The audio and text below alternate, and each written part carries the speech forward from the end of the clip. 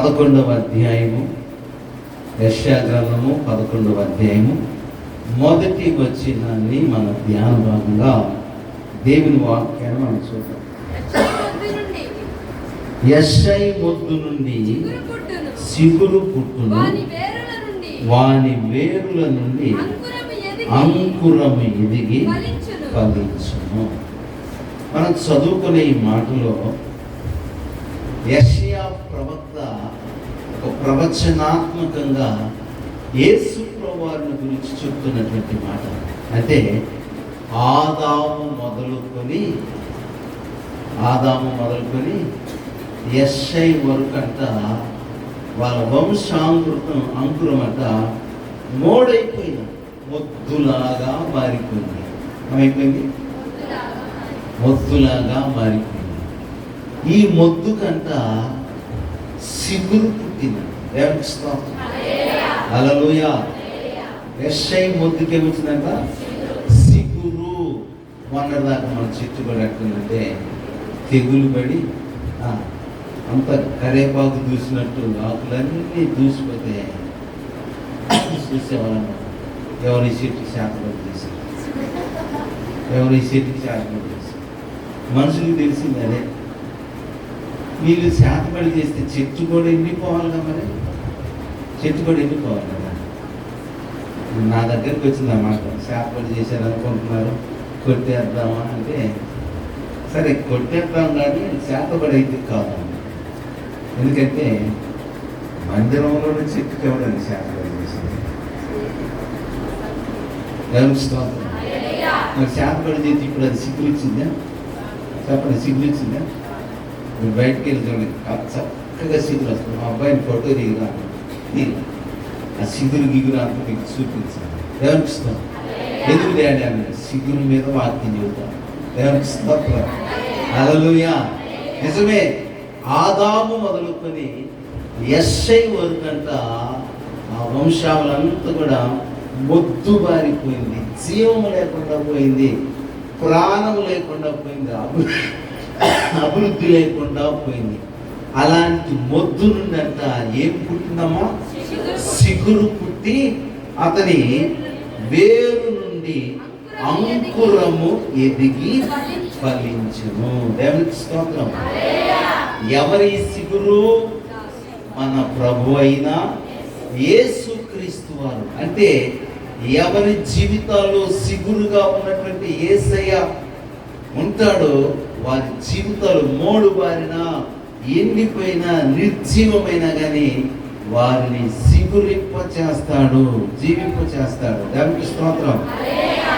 ఇదే యెషయా ముందుకు వస్తే 9వ అధ్యాయంలో 6వ వచనంలో అంటాడు, ఏలయనగా మనకు శిశువు పుట్టెను, మనకు కుమారుడు అనుగ్రహింపబడును.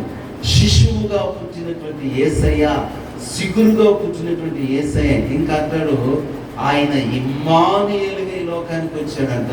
ఇదే యెషయా గ్రంథం 7వ అధ్యాయం 14వ వచనంలో, కాబట్టి ప్రభువు తానే ఒక సూచన మీకు చూపును, ఆలకించుడి, కన్యక గర్భవతి కుమారుడిని అతనికి ఇమ్మానుయేలు అంటే దేవుడు మనకి తోడు.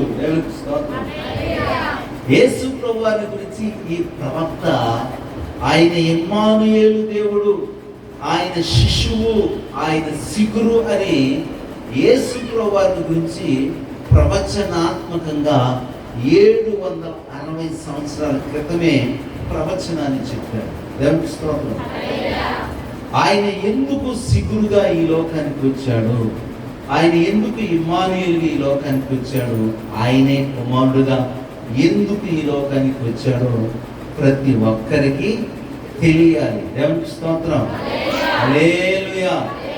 బైబిల్లో ఉన్నటువంటి 66 పుస్తకాలలో ఈ సిగురైన యేసుక్రీస్తు గురించి, ఈ కుమారుడైన యేసుక్రీస్తు గురించి, లేకుంటే ఈ ఇమ్మానుయేలు దేవుడి గురించి లేఖనాలలో మనం చూస్తాం. ఎక్కడి నుండి?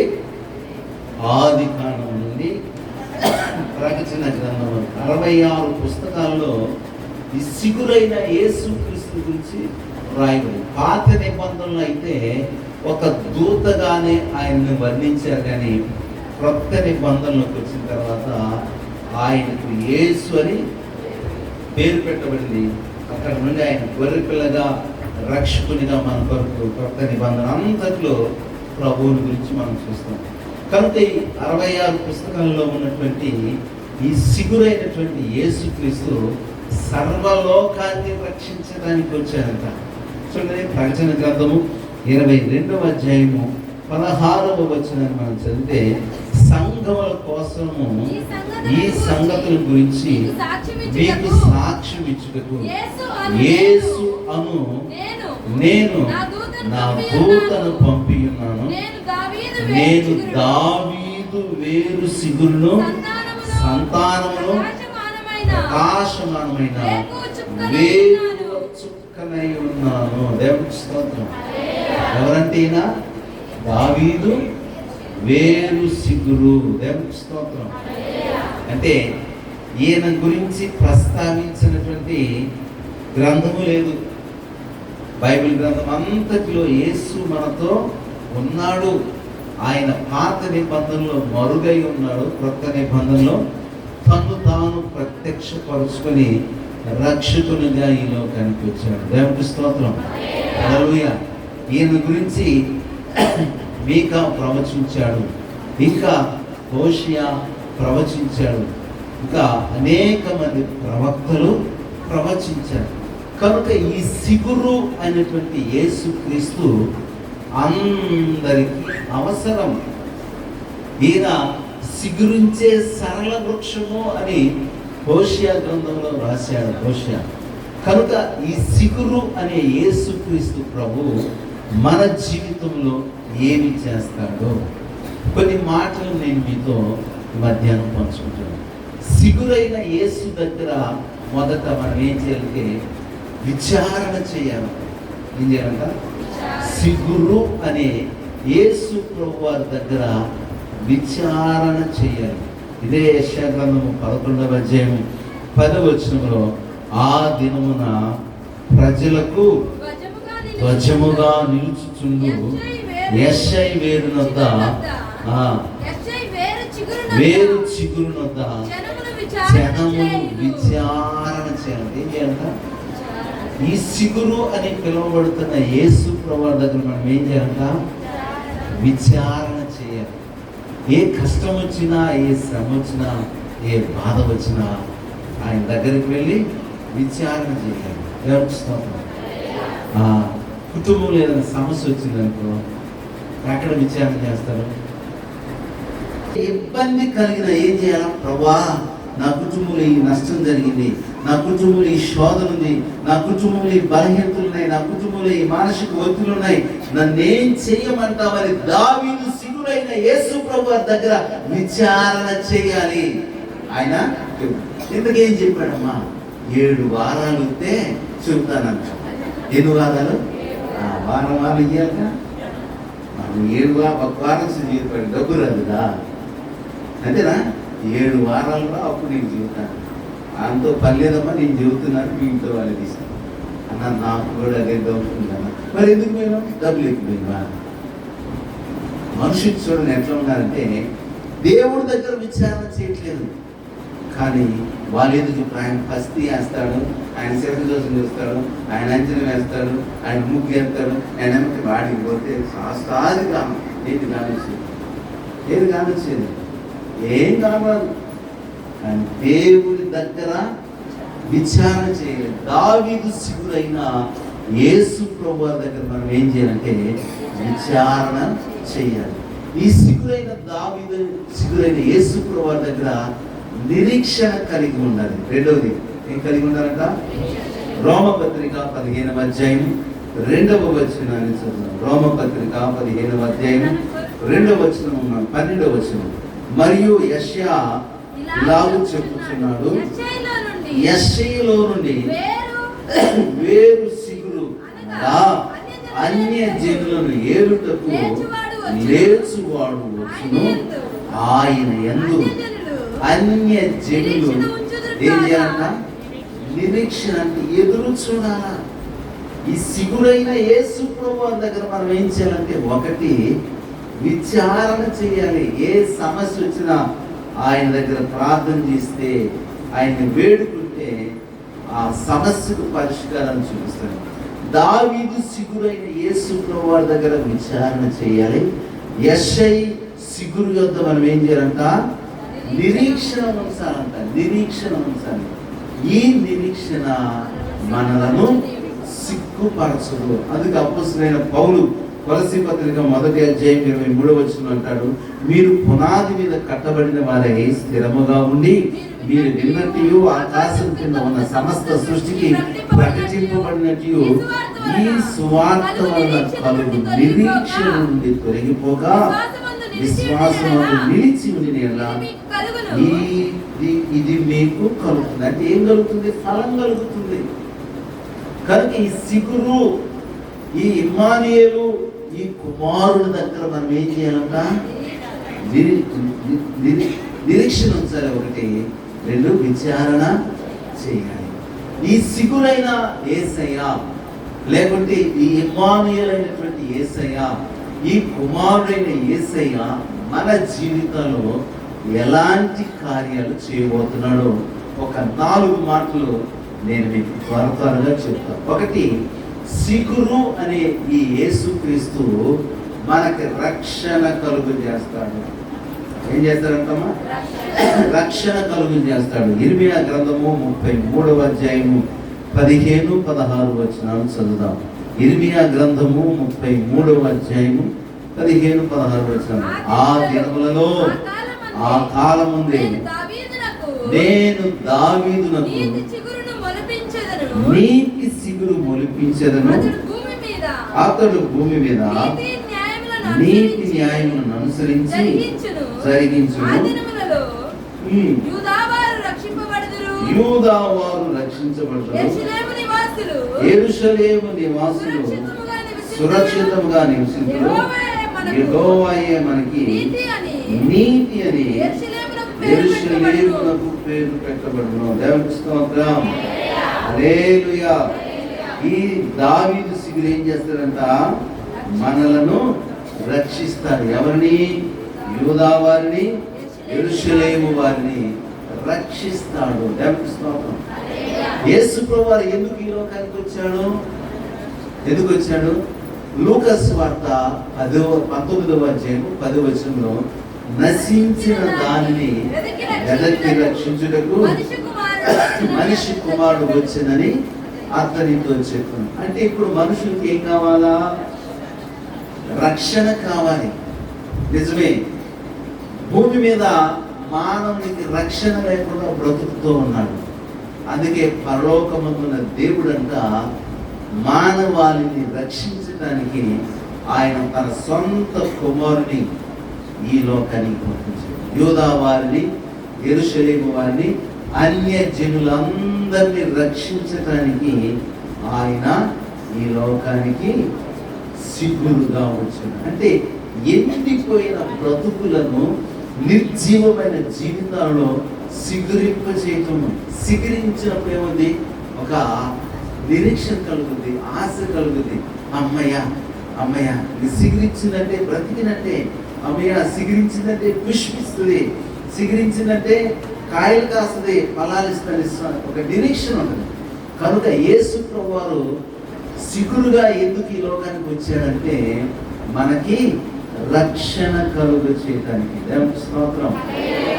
రక్షణ రక్షణ రక్షణ అంటే ప్రయాణంలో రక్షణ కాదు, చేసే పనులలో రక్షణ కాదు, కానీ మన ఆత్మను రక్షించడానికి వచ్చాడు ఆయన.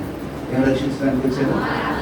ఆత్మను రక్షించడానికి వచ్చాడు. ఎందుకంటే మానవుని ఆత్మ ఎంత ప్రశస్తమైందో సృష్టించిన సృష్టికర్తకు మాత్రమే తెలుసు. కనుక మనలో ఏ ఒక్కరు నశించకూడదని ఆయన ఈ లోకానికి సిగురుగా, దావీదు సిగురుగా పుట్టాడు. దేవునికి స్తోత్రం. అయితే దేవుని వాక్యం చెప్తుంది, ఆయన తప్ప ఎవడు కూడా మనిషిని రక్షించలేరు. కీర్తన గ్రంథము 49వ కీర్తన 7, 8, 9 వచనాలు చదివితే, ఎవడును ఏ విధము చేతనైనా తన సహోదరుని విమోచించలేడు. వాడు కుళ్ళు చూడక నిత్యము బ్రతుకున్నట్లు వారి నిమిత్తము దేవుని సన్నిధిని ప్రాయశ్చిత్తం చేయగలిగిన వాడు ఎవడు లేడు.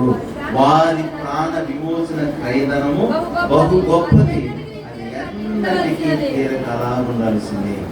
కనుక దేవుడు చూశాడు తప్పిపోయిన ఈ మనిషిని, నిర్జీవమైన ఈ మానవ జాతిని జీవింప చేయగలిగిన ఏమైనా ఉన్నాయని బలులను అర్పణలను దేవుడు ఎన్నో పెట్టాడు. అయితే మనుషులు తప్పు చేస్తున్నారు, మరలా బలి అర్పిస్తున్నాడు, మరలా తప్పు చేస్తున్నారు, మరలా బలి అర్పిస్తుంటే దేవుడే ఒక నిర్ణయం తీసుకొని తన కుమారుని లోకానికి పంపించాడట. హెబ్రీ పత్రికలో 10వ అధ్యాయం అంటాడు, ఆయన నాకు ఒక శరీరమును అమర్చాడు. ఆయనే మనందరి కొరకంట 10వ అధ్యాయము 5వ వచనం చూడండి. కాబట్టి ఆయన ఈ లోకంలో ప్రవేశించినప్పుడు ఇలాగూ చెప్పుచున్నాడు, బలియు అర్పణయు నీవు కోరలేదు, కానీ నాకు ఒక శరీరమును అమర్చితివి, పూర్ణ హోమములను పాప పరిహారార్థ బలులు నీకు ఇష్టమైనవి కావు. అప్పుడు నేను గ్రంథపు చుట్టూ నన్ను గురించిన రాయబడిన ప్రకారము, దేవా నీ చిత్తము నెరవేర్చుకుంటూ ఇదిగో నేను వచ్చి ఉన్నానంటే నేను దేవునిస్తాను. ఎందుకు వచ్చాడు యేసయ్య? ఎందుకు వచ్చాడు? 5వ వచనాలు చదివితే అక్కడ అబ్రహాము యొక్క వాగ్దానములో భూమి మీద ఉన్న మనుషులందరూ పాలిభాగస్తులు కావాలి అంటే పాపం అడ్డుగా వస్తుంది. ఆ పాపాన్ని నిర్వీర్యం చేయటానికి, ఆ పాపపు బంధకాల నుండి మానవాన్ని విమోచించడానికంట ఆయనే పాప పరిహారార్థ బలిగా ఉండుట కొరకు ఆయన ఈ లోకానికి దిగి వచ్చాడు. దేవునికి స్తోత్రం. హల్లెలూయా, హల్లెలూయా. చూడండి అక్కడ 3వ వచనంలో అంటాడు, అయితే ఆ బలులు అర్పించుట చేత ఏదేద పాపము జ్ఞాపకము వచ్చుచున్నది, ఏలయనగా ఎడ్ల యొక్కయు మేకల యొక్కయు రక్తము పాపమును తీసివేయడం అసాధ్యము. అంటే మనిషి పవిత్రుడవ్వాలి అంటే, మనిషి నిందారహితుడు అవ్వాలంటే, మనిషి మోక్షానికి, నిత్యత్వానికి, పరలోకానికి, దేవుడుండే ఆ పరిశుద్ధ పర్వతానికి వెళ్ళాలి అంటే మనిషికి దేవునికి మధ్య పాపం అడ్డుగోడ ఉంది. ఈ పాపమును తీసివేయడానికి బలులను దేవుడు పెట్టాడు, రక్త ప్రోక్షణ పెట్టాడు. కానీ మనుషులు ఏం చేస్తున్నారు? పాపం చేయటం, ఏదో ఒక జంతువును బలి అర్పించడం. పాత నిబంధన గ్రంథంలో పాప పరిహారార్థ బలులుగా వారు చేసిన పాపాన్ని బట్టి, పాపపు స్థాయిని బట్టి ఆ యాజకుడు ఏం చేశాడంటే, ఇదిగో ఈ తప్పు చేసావు కాబట్టి ఈ యొక్క పక్షిని వదిలించు, నీవి తప్పు చేసావు కాబట్టి ఈ గొర్రెను వదిలించు, నీవి తప్పు చేసావు కాబట్టి ఈ ఎద్దును వదిలించు. అంటే పాప పరిమాణాన్ని బట్టి ఏం చేశాడంట? బలి పశువును నిర్ణయించాడు. చిన్న అబద్ధాలు చేశాడు అనుకోండి, చిన్న 2 పావురాలను అర్పించు, 2 గువ్వలను అర్పించు. లేకుంటే దొంగతనాలు, వ్యభిచారాలు ఇలాంటివి చేస్తే వీటికి ఏంటంటే గొర్రెలను అర్పించడం. అంటే మీకు అర్థం కావడానికి కోసం చెబుతున్నాం. పాప పరిమాణాన్ని బట్టి బలి పశువులు నిర్ణయించారు. ఇక భయంకరమైన నరహత్యలు, భయంకరమైనటువంటి విగ్రహాలను ఇవన్నీ చేసి దేవునికి కోపం పుట్టిస్తే నీ పాపము పరిహరించబడాలంటే ఎద్దులు వధించమని. ఇట్లా పాప పరిమాణాన్ని బట్టి బలి పశువులు నిర్ణయించబడ్డాయి. మనుషులు ఏం చేస్తున్నారంటే తప్పులు చేస్తున్నారు, దుర్మార్గాలు చేస్తున్నారు. దేవుని దగ్గరికి అయ్యా నేను తప్పు చేశాను కాబట్టి ఇదిగో 2 గోవులు తీసుకో, 2 పావురాలు తీసుకో, ఈ యొక్క గొర్రెపిల్లను తీసుకో, ఈ యొక్క ఎద్దులు తీసుకో అని బలి అర్పిస్తున్నారు. మరలా వెళ్తున్నారు, మరలా పాపం చేస్తున్నారు, మరలా వెళ్తున్నారు, మరలా పాపం చేస్తున్నారు, మరలా వస్తే బలి అర్పిస్తున్నారు. పాపమునకు నివృత్తి కలుగకపోవడం దేవుడు చూసి ఆయనే పాప పరిహారార్థ బలిగా ఈ లోకానికి వచ్చాడు. యోహాను సువార్త 1వ అధ్యాయంలో మనం చదివితే, ఆది యందు వాక్యము ఉండెను, వాక్యము దేవుని యందును, వాక్యము దేవుడైంది. ఆదిలో తండ్రి దగ్గర ఉన్న యేసయ్య ఇప్పుడు ఏం చేశాడంటే 12వ వచనంలో చదివితే ఆ వాక్యమే 12-14 ఆ వాక్యమే శరీరధారి అయి కృపా సత్య సంపూర్ణునిగా మన మధ్య నివసించును. దేవునికి స్తోత్రం. వాక్యమైన యేసయ్య, పరలోకంలో ఉన్న యేసయ్య, తండ్రి దగ్గర ఉన్న యేసయ్య మానవుని తన యొక్క రక్త ప్రోక్షణ ద్వారా సంపూర్ణంగా పాప బంధకాల నుండి విముక్తి చేయడం కోసం ఆయనే ఈ లోకానికి వచ్చాడు. ఆ వాక్యమే శరీరధారిగా వచ్చాడంట. దేవునికి స్తోత్రం.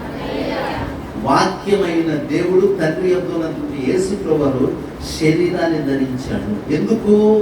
పేతురు తన పత్రికలో, హెబ్రీ పత్రికలో పౌలు చెబుతాడు, కాబట్టి ఆ పిల్లలు రక్త మాంసములు గలవారైనందున ఆ ప్రకారమే మరణం యొక్క బలము గలవారిని, అనగా అపవాదిని నశింప చేయుటకు జీవిత కాలమంతయు మరణ భయం చేత దాస్యములకు లోనైన వారిని విడిపించుటకు ఆయన కూడా రక్త మాంసములలో పాలివాడైను. దేవునికి స్తోత్రం.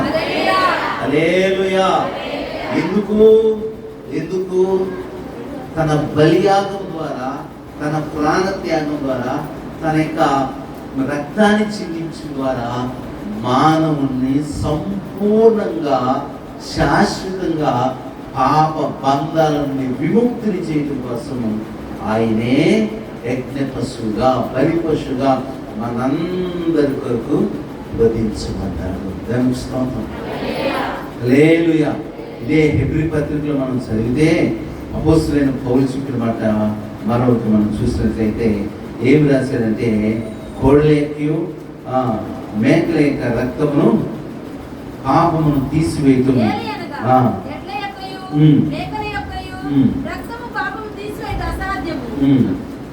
9వ అధ్యాయము 21వ వచనం మనం చదివితే, అదే విధముగా గుడారం మీద సేవా పాత్రలన్నిటి మీదను ఆ రక్తము ప్రోక్షించెను. మరియు ధర్మశాస్త్ర ప్రకారం సమస్త వస్తువులు రక్తం చేత శుద్ధి చేయబడిననియు రక్తము చిందించకుండా పాప క్షమాపణ కలుగునని సామాన్యంగా చెప్పవచ్చు. ధర్మశాస్త్రం ఏం చెబుతుంది? రక్తం చిందిస్తేనే పాపానికి నివృత్తి కలుగుతుంది, విముక్తి కలుగుతుంది. మరి దేవుడు గొర్రెలు ఇచ్చాడు, ఎడ్లనిచ్చాడు, పావురాలను ఇచ్చాడు. వాటి రక్తం అంతా పాపము నుండి మనిషిని పవిత్రునిగా చేయలేకపోయాయి, మనిషిని పాపము నుండి రక్షించలేకపోయాయి కనుక ఆయన తన రక్తాన్ని చిందించాడు. ఆ రక్తము, అందుకే ఏమంటున్నాడు, రక్తం చిందించకుండా పాప క్షమాపణ కలుగుదని సామాన్యంగా చెప్పు.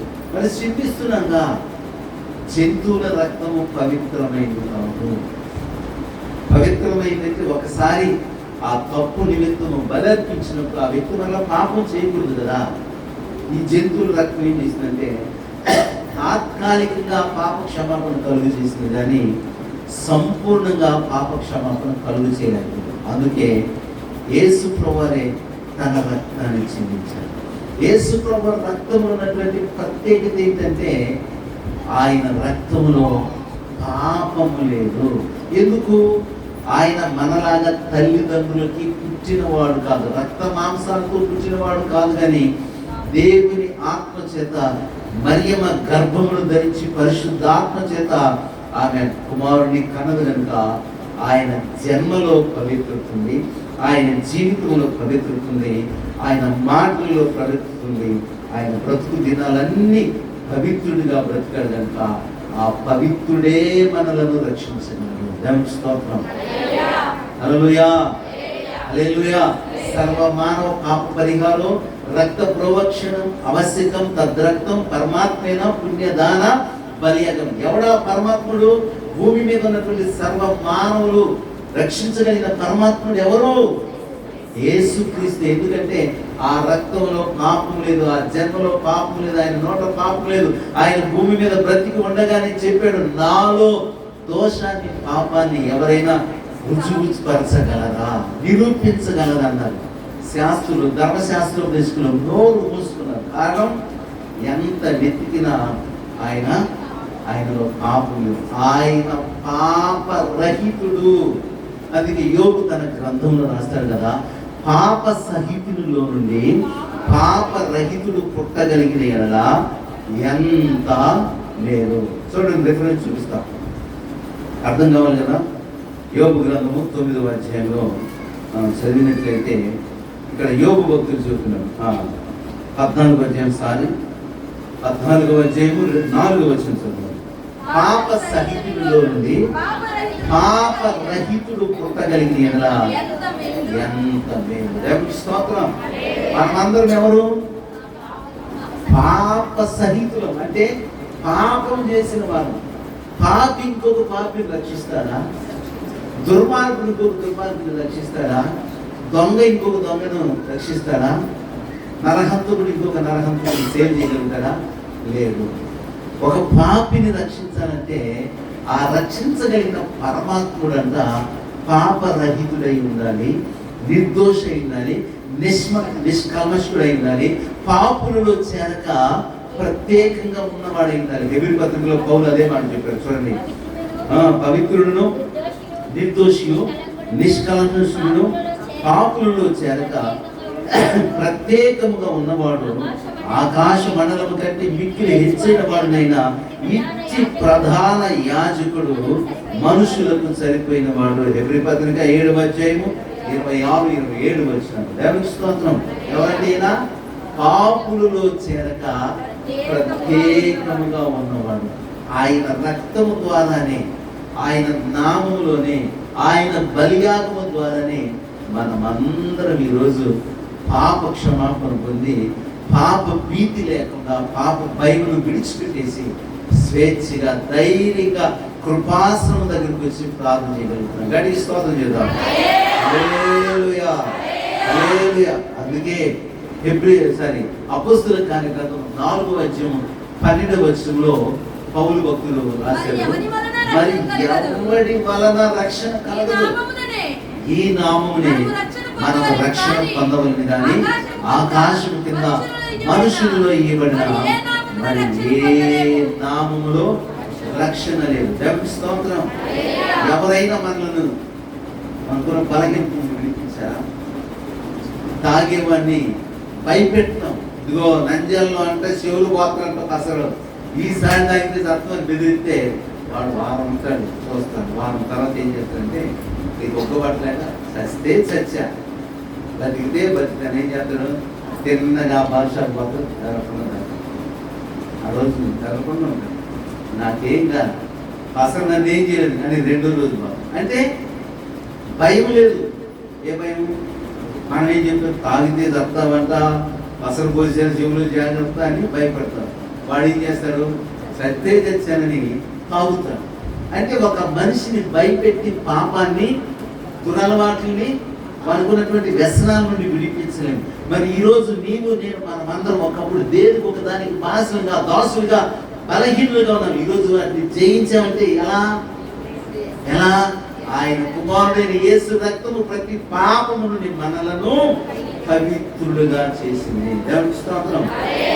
హల్లెలూయా. ఒకప్పుడు ఆకొక్క నవలకుండా నోట్లో ఆకు తీసుకోకుండా ఉన్న వాళ్ళు ఉన్నారు. అది వేసుకుంటేనే వాళ్ళకి జీవితం గడుస్తుంది. అది లేకపోతే ఉండేవాళ్ళు. కొంతమంది పొగాకు నవ్వులేవారు. కొంతమంది ఆడవాళ్ళు కూడా ఉన్నారంట. వాళ్ళు ఆడవాళ్ళు. ఈరోజు దాన్ని విడిచిపెట్టామంటే, అబద్ధాన్ని విడిచిపెట్టామంటే, అపవిత్రతను విడిచిపెట్టామంటే, సినిమాను విడిచిపెట్టామంటే, నీవు పవిత్రంగా బ్రతుకుతున్నావంటే ఎట్లా? యేసు రక్తము చేత నీవు కడగబడతావు కనుక ఇప్పుడు దానికి దూరంగా ఉంటున్నావు. దేవునికి స్తోత్రం. హల్లెలూయా. ప్రతి ఘోర పాపమును కడుగును మన యేసయ్యా రక్తము. ప్రతి ఘోర పాపమును కడుగును మన యేసయ్యా రక్తము. బహు దుఃఖము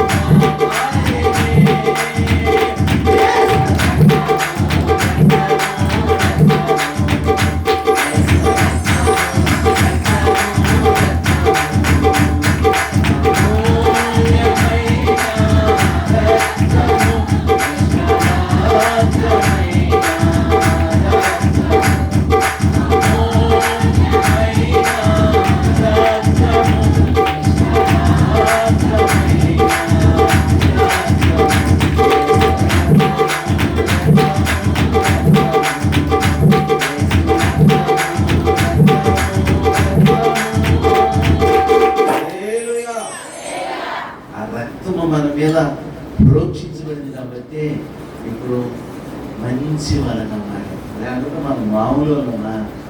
అమ్మాయి వేసుకోవడం నమ్ముతున్నా కాబట్టి నోరు కట్టేసుకుంటా, లేకపోతే నా దెబ్బకి బజార్ ఇప్పుడు వదిలిపెట్టేదా. అవునా కాదా? ఇప్పుడు నువ్వు ఎట్లా కంట్రోల్ అయ్యావు? ఆయన రక్తం నిన్ను మార్చింది కాబట్టి దీనంగా మర్యాదగా నమ్రతగా మాట్లాడాలి. లేకపోతే నా నోటి దెబ్బకి బజారు వదిలిపెట్టాలి. అట్లాంటి నేను మారాను కాబట్టి ఇట్లా ఉండగలుగుతున్నాను. అవునా? అంటే మనల్ని ఎవరు మార్చారు? యేసయ్య మార్చారు. గమనిస్తున్నాం.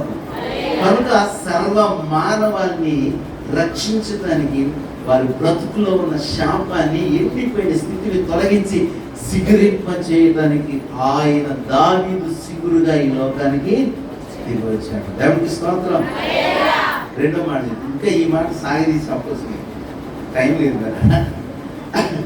4 మాటలు 2 మాటలే చెప్పాల్సి వస్తుంది, టైం అయిపోతుంది. దేవునికి స్తోత్రం.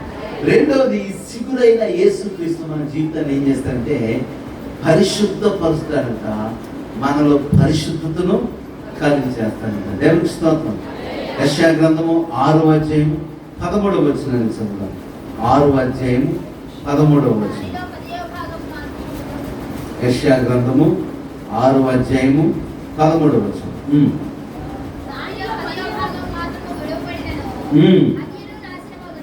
అన్ని నాశనములను సింధూర మస్తకి వృక్షములు నరకబడిన తర్వాత అది మిగిలిండు మొద్దు వలె ఉండును. అట్టి మొద్దు నుండి పరిశుద్ధమైన సిగురు పుట్టును. దావీదు సిగురు అనే యేసయ్య మనలను రక్షిస్తాడు. ఒకటి. రెండవది, దావీదు సిగురు అనే ఈ యేసయ్య పరిశుద్ధతను కలుగు చేస్తాడు. దేవునికి స్తోత్రం. హల్లెలూయా. ఈయన నరకబడ్డాడు మన కొరకు, ఈయన మన కొరకు రక్తాన్ని కార్చాడు, ఈయన మన కొరకు సొగసైన స్వరూపమైన లేనివాడిగా రక్తపు ముద్దగా మారాడని ఇదే యెషయా చెప్పాడు. దేవునికి స్తోత్రం. హల్లెలూయా. ఈయన నరకబడి మనం ఏం చేశాడంట? పరిశుద్ధ పరచాడు. దేవునికి స్తోత్రం. పరిశుద్ధతను కలుగు చేసే సిగురైన, నిజమే, మానవ జీవితంలో అపవిత్రత, పాపము మనుషుల యొక్క మనసును నిండా పేరుకుపోయింది. ఈ అపవిత్రత అంతటిని ఆయన తీసివేసి తన పరిశుద్ధతలో మనకి పాలు ఇవ్వడానికి ఆయన ఈ లోకానికి వచ్చాడు. ఎవరు చెబుతున్నారు ఈయన ఈ మాటలు అంటే? యెషయా. ఈయన ఎవరు? ఒక పెద్ద ప్రవక్త. బైబిల్లో ఉన్నటువంటి పుస్తకాలన్నింటిలో గల 66 పుస్తకాలు ఉన్న గ్రంథం ఉందంటే యెషయా గ్రంథమే. పెద్ద ప్రవక్త. ఈయన ప్రవచనాలు చెప్పాడు, కానీ ఈయన బ్రతుకంతా కూడా పాపంతో, దుర్నీతితో, దుష్టత్వంతో ఉంది. ఇదిగో ఇశ్రాయేలు దేవులారా, మీరు పాపం చేస్తున్నారు, మీరు దేవుని పాపానికి గురవుతారు, మీరు దుష్ట సంతానము, మీరు చెరుపు చేయి పిల్లలు, మీ నుండి శ్రమని ఇశ్రాయేలుకి ప్రవచనాలు చెప్పాడు. కానీ ఈయనకు ఒక రోజు కనువిప్పు కలిగింది. ఏం కలిగిందమ్మా? ఎప్పుడంటే రాజైన ఉజ్జియా చచ్చిపోయాడంట. రాజైన ఉజ్జియా చచ్చిపోయినప్పుడు ప్రభు ఈయనకు దర్శనంలో కనపడ్డాడు. అత్యున్నత సింహాసనములో ప్రభు ఆశీనుడైనట్టుగా నేను చూచితిని. ఆయన చొక్కాయి అంచులు దేవాలయంలో నిండుకును. అక్కడ ఉన్న శరాబులు, ఎరువులు అందరూ ఏమంటున్నారు? పరిశుద్ధుడు. 6వ అధ్యాయం 1వ వచనంలో ఉంటాయి. నామకం దొరుకుతారండి. దేవునికి స్తోత్రం. పరిశుద్ధుడు, పరిశుద్ధుడని సర్వలోకమైన మహిమతో నిండిందని కొనియాడుతున్నారు. అక్కడ పరలోకంలో ఆయన పరిశుద్ధతలు కొనియాడుతుంటే వారి యొక్క స్వరాలకంట, వారి యొక్క ధ్వనికంట పరలోకపు యొక్క గడప కప్పులు, పునాదులు అదిరిపోయారు. దేవునికి స్తోత్రం. ఈ దర్శనాన్ని చూశాక యెషయా కొంత చూసుకున్నాను. తెర సొక్కానే చేసుకుంది, నా మనసు అంతా తెరకుండా అనుకున్నాను. వాళ్ళని చూసి, ఆ పరిశుద్ధ దూతలను చూసి, పరిశుద్ధులు కొనియాడేటువంటి కెరూబులు, శరాబులు చూసుకోగానే అయ్యో, నేను అపవిత్రుడు, అపవిత్రమైన పెదవులు కలిగిన వాడు, అపవిత్రమైన పెదవులు లేని జనుల మధ్యలో నివసించు. రాజా, నేను నశించిపోయానని పశ్చాత్తాపడుతున్నాను. అప్పటిదాకా ఏం చెప్పాడు?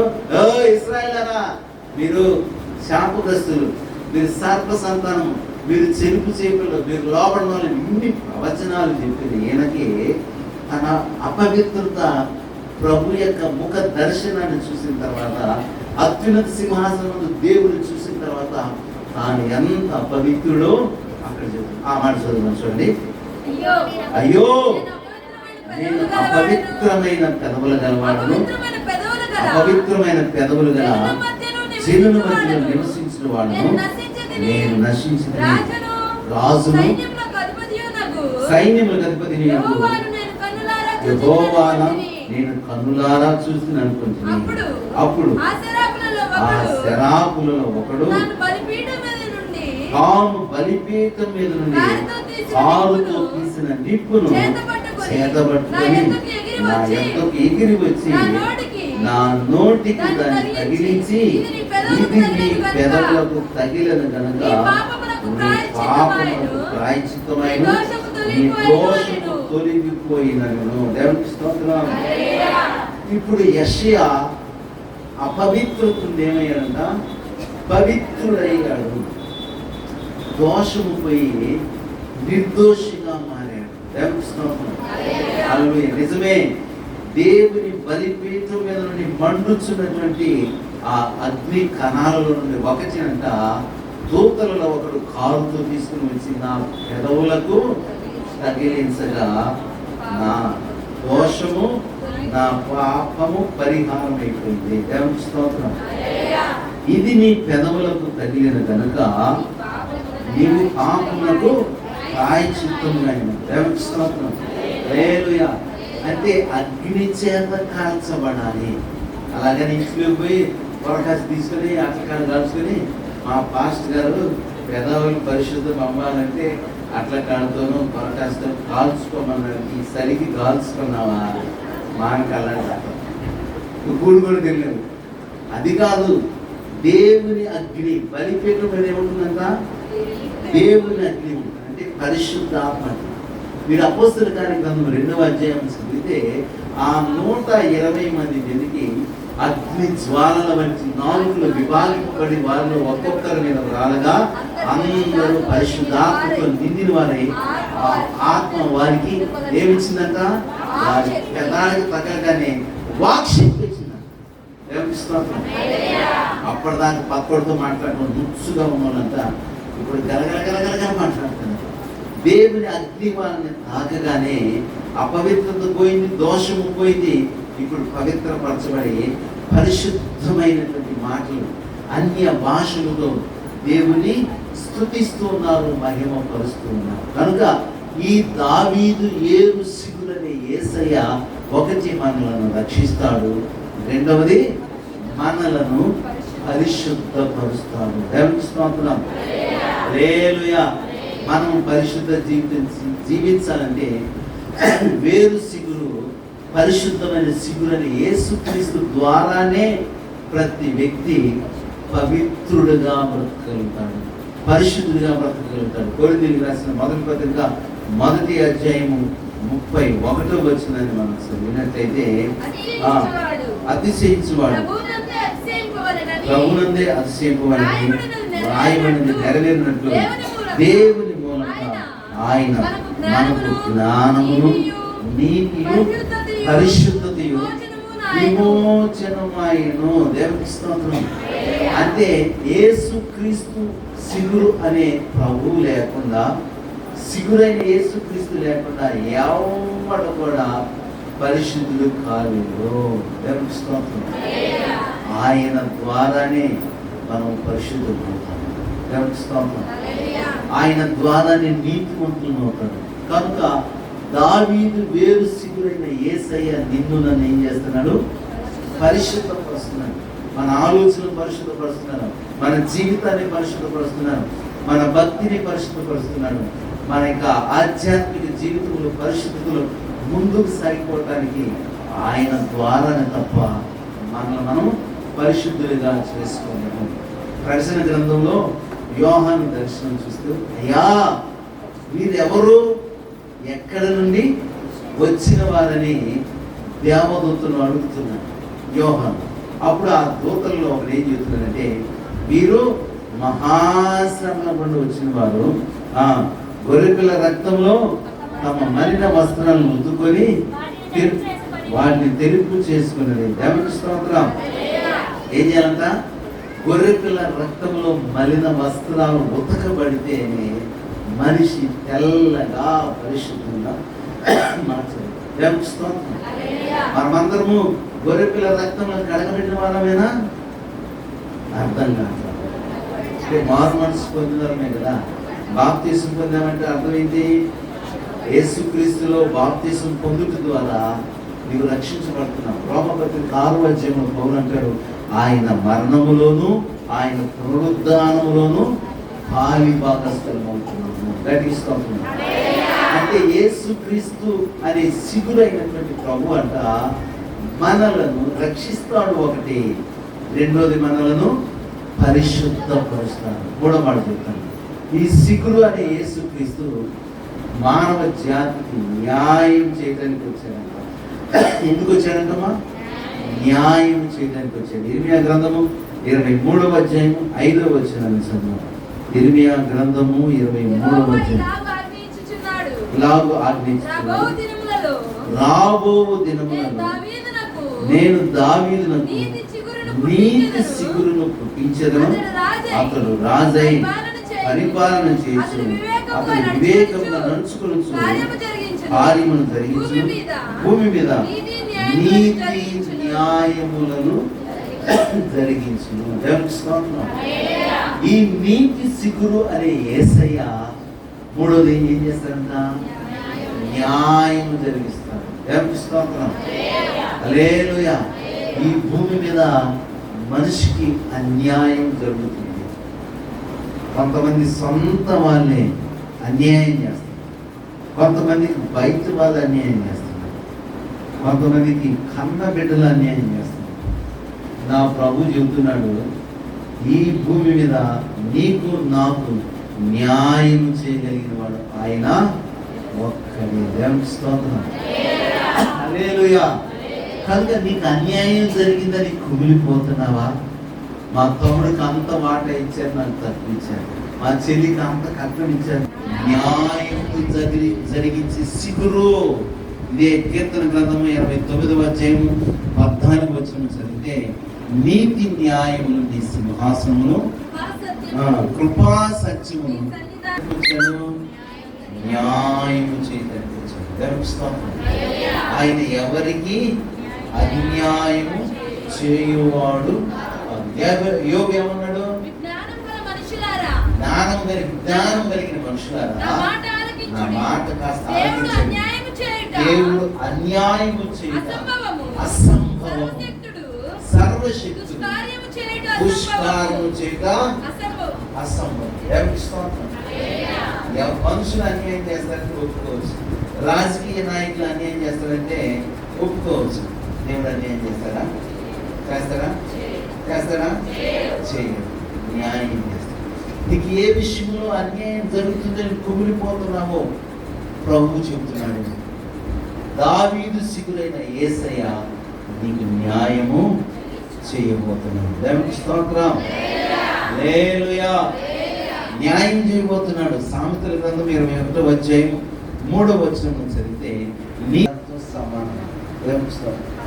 అందుకే నీవు బలియు అర్పణను కోరలేదు, కానీ నాకు ఒక శరీరాన్ని అమర్పించావు. నా శరీరమందు సర్వ మానవాళికి న్యాయం చేయడానికి తండ్రిని నేను భూమి మీదకి వెళ్తానని తండ్రి పర్మిషన్ తీసుకుని యేసయ్య భూమి మీదకి వచ్చాడు. మనకి న్యాయం చేయాలి. దేవునికి స్తోత్రం. హల్లెలూయా. నీ భర్త నీకు అన్యాయం చేయొచ్చేమో, నీ పిల్లలు నీకు అన్యాయం చేయొచ్చేమో, నీ తల్లిదండ్రులు నీకు అన్యాయం చేయొచ్చేమో, నీ ఉద్యోగంలో నీకు మరి పై స్థాయికి వెళ్ళకుండా ప్రమోషన్ లేకుండా ఎవరైనా నీకు అన్యాయం చేయొచ్చేమో, కానీ నా ప్రభు నీ పక్షంగా న్యాయం చేయబోతున్నాడు. దేవునికి స్తోత్రం. హల్లెలూయా. దించబోతున్నాడు. నీ పక్షంగా ఆయన శ్రద్ధ తీసుకోబోతున్నాడు. కనుక దావీదు సిగురైన యేసయ్య మన జీవితంలో ప్రతి ఒక్కరికి న్యాయము చేయబోతున్నాడు. రాజుల మొదటి గ్రంథము 10వ అధ్యాయము 9వ వచనాన్ని చదువుతుంది. నీ యందు ఆనందించి నిన్ను ఇశ్రాయేలు మీద రాజుగా నియమించిన నీ దేవుడైన యెహోవాకు స్తోత్రము కలుగును గాక. కుమారుడిగా రాజ్యం పట్టాభిషేకం ఎందుకు చేశారు తెలుసా? నీ ద్వారా నీతి న్యాయాలు జరగాలని నిన్ను రాజుగా దేవుడు పట్టాభిషేకం చేయించాడు. అయితే నీవు ఎవరికి అన్యాయము చేయకూడదు. దేవునికి స్తోత్రం. సొలొమోను పరిపాలన అంతా కూడా నీతి న్యాయంగా జరిగింది. తన పరిపాలన ఎవరికి అన్యాయము చేయలేదు. ఎందుకంటే దేవునికి భయపడేవాడు కాబట్టి, దేవుని మార్గంలో నడిచేవాడు కాబట్టి, తన దేవుడు ఎట్లా సర్వ మానవాళికి న్యాయం చేస్తున్నాడో చక్రవర్తిగా రాజుగా ఉన్నటువంటి సొలొమోను కూడా తన ప్రజలందరికీ న్యాయాన్ని నీతిని జరిగించాడు. కానీ ఈరోజు కోర్టుకు వెళ్తే చిన్నవారికి న్యాయం జరుగుతుందా? ఎవడు ఎక్కువ బరువు పెడితే రాయి తీసుకుని వాడు కట్లు పెడితే వాడికి న్యాయం జరుగుతుంది. అంతే కదా. సామాన్యుడికి అన్యాయమే జరుగుతుంది. కానీ మన ప్రభు ఉన్నదే ఆయన న్యాయం చేస్తాడు. వ్యవస్థ న్యాయాధిపతి వేలలో ఏ గుంపులో నీవుందువో యోచించుకో.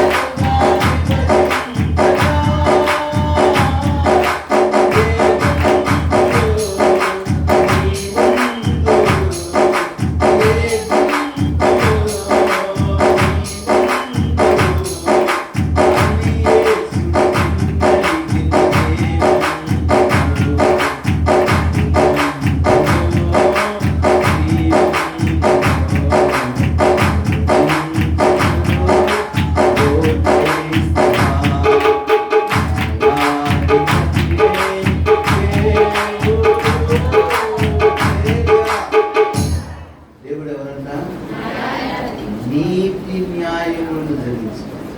నీవు కూడా నీతిగా ఉంటే, నీవు కూడా న్యాయంగా ఉంటే నీ పక్షాన ఆయన ఏం చేస్తారంట? వాదిస్తారు. దేవునికి స్తోత్రం. హల్లెలూయా. అందుకే దావీదు నీతిమంతులు మొర పెడితే అంట ఆయన ఏం చేస్తారంట? ఆలకిస్తాడు. 16వ వచనం. మీ పాపమును మీరు ఒకరికొకడు ఒప్పుకోండి, మీరు స్వస్థత పొందినట్లు ఒకరికొకడు ప్రార్థన చేయండి. ఏలియా మన వంటి మనఃపూర్వకమైనదై బహు బలము గలదై ఉంటుంది. ఎవరు ప్రార్థన అంటామా? నా ప్రార్థనకి జవాబు రావట్లేదు, నా ప్రార్థన ఏసే ఇంట్లో, నేనంటే ఏసైకి ఇష్టం లేదు అని నిష్ఠూర వాడబాక. నేను ఎంతవరకు తూకం వేసుకుని నేను నీతిగా బ్రతుకుతున్నాను, నేను పరిశుద్ధంగా బ్రతుకుతున్నాను, నేను న్యాయంగా బ్రతుకుతున్నాను, నేను వాక్యానుసారంగా బ్రతుకుతున్నానని నిన్ను నీవు పరిశీలన చేసుకొని, యేసయ్యా ఇంత నీతిగా బ్రతుకుతున్నాను కదా, నా ప్రార్థన నీవు ఎందుకు ఆలకించమని వేద్యం అంటే ఆయన తప్పక నీకు సహాయం చేస్తాను.